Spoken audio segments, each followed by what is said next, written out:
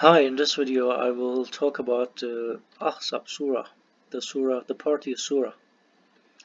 Oh, you will believe. So this Surah is about the Prophet and using an example of Prophet, and that's why one of the few surahs that is related to Prophet, and I previously mentioned it. So let's uh, analyze and discuss further. Oh, you will believe. Remember God's blessing upon you. When soldiers attacked you, we sent upon them violent wind and invisible soldiers. God is seer of everything you do. When they came from above you and from beneath you, your eyes were terrified, your hearts ran out of patience, and you harbored unbefitting thoughts about God. That is when the believers were truly tested. They were severely shaken up. The hypocrites and those with doubts in their hearts said, "What God and His messengers promised us was more than an illusion." A group of them said, "O people of Yathrib, you cannot attain victory. Go back." Others made up excuses to the Prophet. "Our homes are vulnerable," when they were not vulnerable. They just wanted to flee.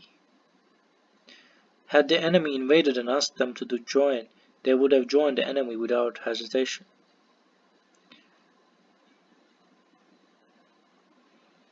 So So they were not they didn't trust. So here we see that there is a leader, the prophet, and they witnessed that he is a prophet, that they didn't want to join him, and they don't believe him, and they are afraid they will die.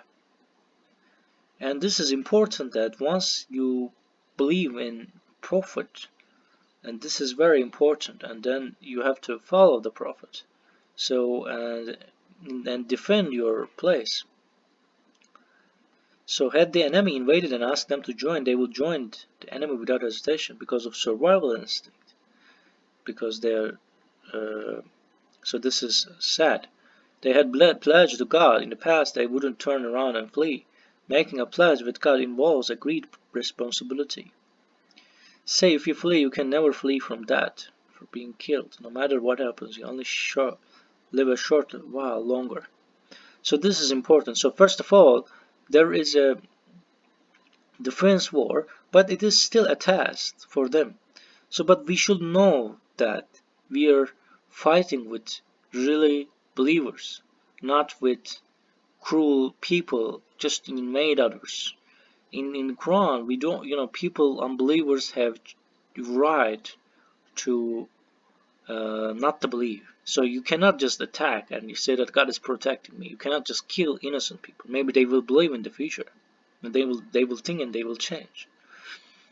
Um, so it says that you will eventually be killed. Like why not now? If you say who would you protect you from God and to encourage if He willed any adversity or willed any blessing for you, they can never find beside God any other Lord or Master.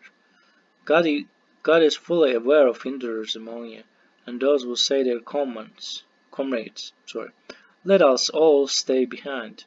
Rarely do they mobilize for defense. So it's important. So it says mobilize for defense. They don't want to defend. They say like it's okay, and if the enemy if they are okay with joining them just because of the instinct to live longer. God says that. So instinct to live longer. So you cannot escape from God. You will die eventually. So this is important. Also, there are two things when dealing with you. If anything threatens the community, you see their eyes rolling with fear, as if that had already come to them. Once the crisis is over, they whip you with the sharp tongues. They're too stingy with their wealth. They're not believers, and consequently, God has nullified their works. This is easy for God to do. So this is important. So God has nullified their works. So it means they did some good things with believers.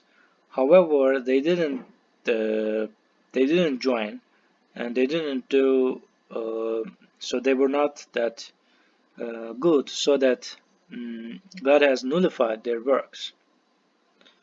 I mean, so they thought that the parties might come back. In that case, they would wish that they were lost in the desert, asking about your news from afar.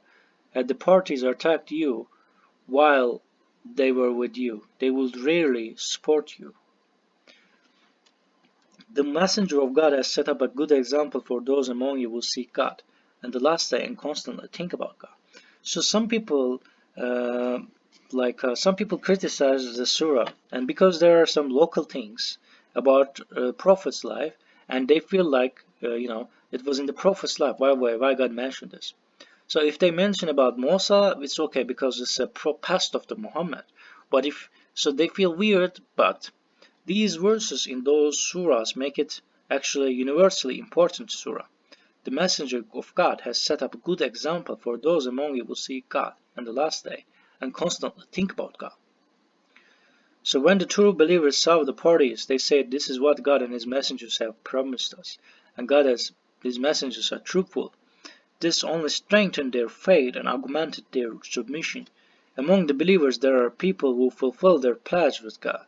Some of them died, while others stand ready, never wavering. God will surely recompense the truthful for their truthfulness and will punish the hypocrites, if He so wills, or redeem them. God is forgiver, most merciful. God repulsed those who displayed with their rage, and they left empty-handed. God does spare the believers any fighting. God is powerful, almighty.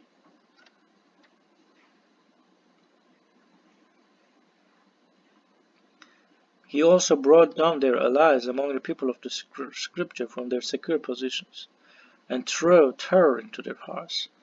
Some of them you killed, and some you took captive. So it's important that um, he also brought down their allies among the people of the Scripture from their secure positions and threw terror into their hearts. So God can do that too. Some of them you killed, and some you took captive. He made you inherit their land, their homes, their money, and lands you never stepped on. And God is full control of all things. O Prophet, say to your wives, if you are seeking this life and its vanities, then let me compensate you, and allow you to go amicably. But if you are seeking God and His Messenger, and in the above of the hereafter, then God has prepared for the righteous among you great recompense. O wives of the Prophet, if any of you commits a gross sin, the retribution will be doubled for her. So this is, so that I'm making an assumption. So any of you who obeys God and His Messenger and lives a righteous life, we will grant her double. So there is a fairness here, her double the recompense, and we have prepared for her a generous provision. So we see that within the verse 21, the messenger of God has set up a good example. So considering this, so can we assume that? So this is my interpretation. It's not from the Quran, so I just don't take it. So if there is a good person and his wife, so God will. So if the wife of that good person, not prophet maybe, if commits a gross sin, the retribution may be doubled. So this is easy for God. Maybe any of you will obeys God and His Messenger and lives a righteous life, God will grant her double recompense. So, and it is very logical actually, and it's about God's calculation. So, like let's assume that there is a good person and there is a very good person, like super good person, and will improve the world in a way that no other person improved, and you aware of it, you know it, and you are intentionally making this person slow down or hurting that person, so that um, God maybe will give different judge differently. So that's why we should in life we should be very careful. We shouldn't hurt anyone, and we should be um patient.